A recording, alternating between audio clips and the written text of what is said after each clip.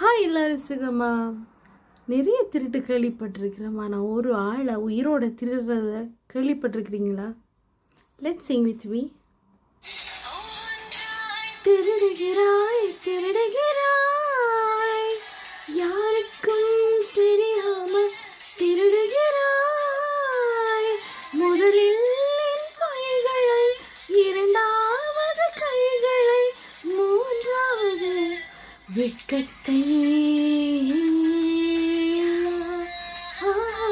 வெட்கத்தை